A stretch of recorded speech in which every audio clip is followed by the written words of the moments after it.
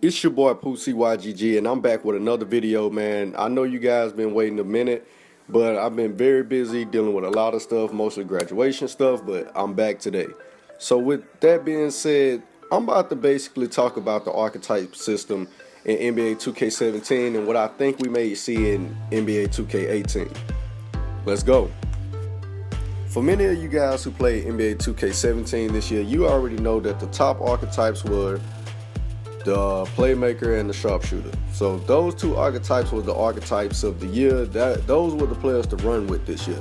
The reason why is because they were so much more offensively inclined to make more of an impact on this game than any other archetype. The reason why I say that, because if you look at the Playmaker's agility is in the 90s. His speed with the ball is in the 90s. Not only that, but he has a great average three-point shooting rating, and he can attack the goal. So if you look at that compared to the defensive rating of a slasher, a shot creator, a sharpshooter, and stretch bigs and stuff like that, their defensive ratings are not designed to be able to stop people like this. This is why the game was so unbalanced. Everybody was so, like, the game was basically made for most offensive players, and the defensive attribute of those players wasn't actually meant to play that much of a factor. If you actually look at it, three-point specialists could outshoot you, but they couldn't defend you. Playmakers could break you down, and they could also defend you somewhat. Slashers were meant to dunk on you and somewhat defend you, but the archetype made to actually shut you down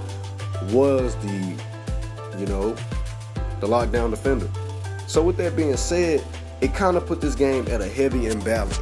Now, if you don't believe me, based on the archetype system, let's actually go through the examples that your player was actually supposed to be like.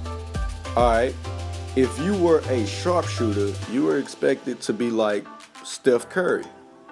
And if you were a stretch big, you were expected to play like Chris Bosh. Now, if you were a slasher that was a guard, you were expected to be like DeMar DeRozan. But then, if you were a big man slasher, you were expected to be somewhat like a Blake Griffin. If you were a post defender, you expect, a paint protector? If you're a paint protector, you expected to be like a DeAndre Jordan. But if you're a glass cleaner, you expect to be like a Dwight Howard. And if you were a lockdown defender, you were expected to be like Tony Allen. I would say Kawhi Leonard, but Kawhi Leonard is an overall player. Now, if you were a playmaker as a PG or a shooting guard, due to the handles that you had and being able to break people's ankles, you were expected to be a Kyrie Irving. Now, if you actually look through all those players that I've just named, let's think about the biggest names that stood out. Steph Curry, Dwight Howard, Kyrie Irving, and we can even say Chris Bosh. Now, with that being said, Chris Bosh can give you threes, and he can sometimes rebound. Steph Curry will shoot your lights out. Kyrie Irving will break your ankles, score on you in the paint, and he will shoot the three. So, and Dwight Howard, I'll rebound you if I didn't already say his name. So with that being said, if I think of these four top names, these four names for the examples given, then I'm going to go with these specific archetypes, and these archetypes are going to run the game. Now, think about it. I would have said LeBron, but LeBron is not only just a slasher, he is a complete overall player. You can't really say Russell Westbrook because he's a complete overall player. Kawhi Leonard, I couldn't say him for a lockdown defender because that's what he excels at. But outside of being a great lockdown defender, he is a great overall player. Can't say DeMarcus Cousins because DeMarcus Cousins not only can rebound, but he can shoot threes, and he can post you up, and he can shoot from the mid-range. But the thing was, your player wasn't supposed to be an overall player.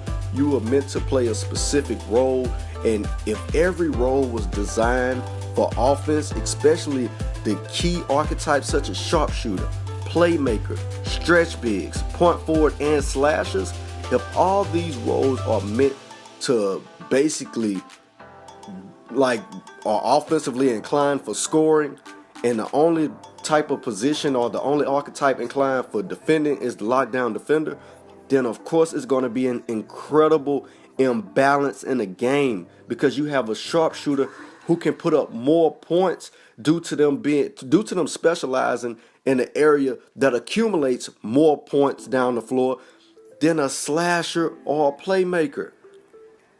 And also, stretch big if you want to add them in, because that's basically the same thing. But still, that's where I feel like the problem is. Now, what does 2K plan to do next year with NBA 2K18?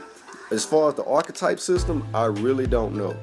I really hope they fix this. Like this year, I really didn't like 2K that much this year. A lot of new 2K YouTubers came up with the Playmakers, and the reason why the Playmakers was so effective is because these guys are offensively inclined to break ankles, because their agility is in the 90s. The speed with the ball and playmaking is in the 90s. And if you look at every other archetype that's not a lockdown defender, you are not meant to, you are really not meant to be able to really guard this type of player. Not saying that you can't guard them, not saying there are people who are not effective, defensive sharpshooters or playmakers, but you're not meant to, due to your defensive rating not being able to go above the 90s against somebody whose offensive ball handling skills that are in the 90s. So what do you think? So what do you guys personally think that NBA 2K18 is going to do next year? Do you think the archetype system will be better, or do you think we should just go back to the old ways of doing things and maybe have to deal with some more demigods? But go to the comments, let me know what you guys think. And until next time, it's your boy Poosie YGG, and I'm out.